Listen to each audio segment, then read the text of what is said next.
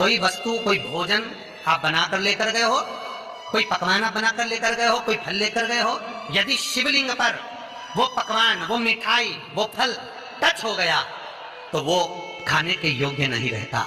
वो घर पर लेकर मत आना, मंदिर में ही छोड़कर।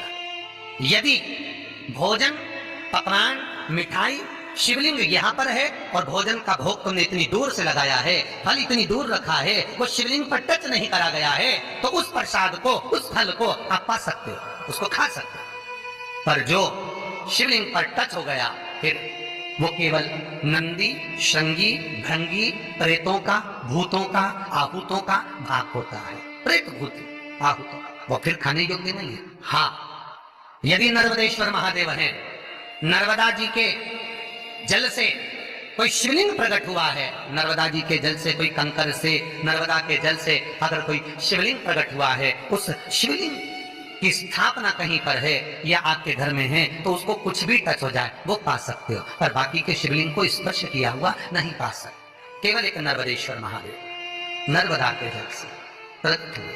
कई लोग पूछते हैं ये सांप है कौन, ये सर्प है कौन, तो उसको बताओ ये भगवान शंकर के गले में जो एक सांप पड़ा हुआ है, ये भगवान विष्णु हैं। और शंकर भगवान के सिर पर जो जटा में सांप दिखता है, वो हाथ में सांप बंधे रहते हैं, वो दो हाथों में, कमर पर, सिर पर, केशों पर जो सांप 5 नजर आते हैं, वो तो बताओ ये शंकर भगवान की 5 लड़कियां हैं, जया, विषहरा, शामली बारी, दो तली और देव। ये 5 लड़कियां भगवान शंकर के इर्द गिर्द घूमती हैं, आस-पास भ्रमण करती, सभी ये शिव की बेटियां भगवान शंकर के साथ भ्रमण करती हैं। 5 जया, विषहरा, शामली बारी, दो तली और देव, ये जो 5 पुत्रियां थी शंकर भगवान की, ये वासुकी को दी गई थी महाराज, क्योंकि ये सर्प की योनि में थी, इसलिए ये वासुकी नाग को प्रदान करी गई थी। वासुकी नाग कौन सा? जिसने मंथन कराया। वासुकी नाग कौन सा? जिसके फण पर पूर्ण पृथ्वी विराजमान है। वासुकी नाग कौन सा? जो निरंतर देवताओं के हित के लिए कार्य करता रहता है। एक पान के पत्ते के ऊपर, मात्र पान, वो खाने वाले पान था उसका पत्ता, पान के पत्ते के ऊपर जो चंदन से शंकर के नाम, पार्वती का नाम और ब्रह्माणी सरस्वती का नाम लेकर शिव को समर्पित कर दे महाराज, उसकी भी तिथि बताइए, बड़ी सुंदर है। जब रवि का पुष्य योग पड़े, रवि पुष्य नक्षत्र हो, रवि का पुष्य योग पड़े, उस समय पान के पत्ते पर चंदन से शंकर, पार्वती और सरस्वती का स्मरण कर जो शिवलिंग के ऊपर उस पान के पत्ते को चढ़ाकर 5 बेलपत्र, 3 समी पत्र समर्पित कर देते हैं, उस बच्चे से चढ़वा देते हैं, वो बच्चा कभी पढ़ने में कमजोर नहीं होता, विद्या में बढ़ता ही बढ़ता है।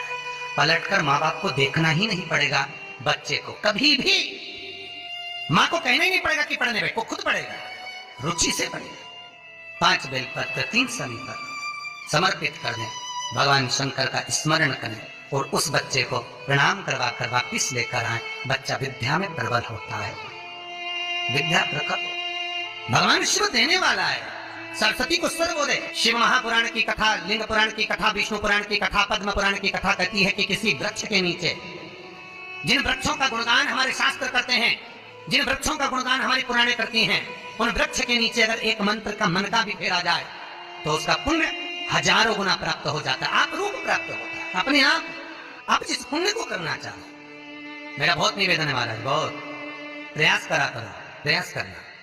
अगर हाथ के मनके की माला भी नहीं हो और किसी पीपल के पेड़ के नीचे 15 मिनट बैठने का मौका मिल गया, आंवले के वृक्ष के नीचे 5 मिनट बैठने का मौका मिल गया, किसी आंवले के वृक्ष के नीचे 5 मिनट बैठे हो, ओम नमो नारायण का मंत्र का स्मरण कर लो, ओम नमो भगवते वासुदेवाय का जाप कर लो, बस उसका फल 1000 गुना प्राप्त हो जाता है। शमी के पेड़ के नीचे बैठे हो, श्री शिवाय नमस्तुभ्यं का जाप करिए, 54 गुना फल मिलेगा, 1000 गुना फल। बेलपत्री के पेड़ के नीचे गए हो, ओम नमः शिवाय ओम का जाप करिए, फल मिलेगा।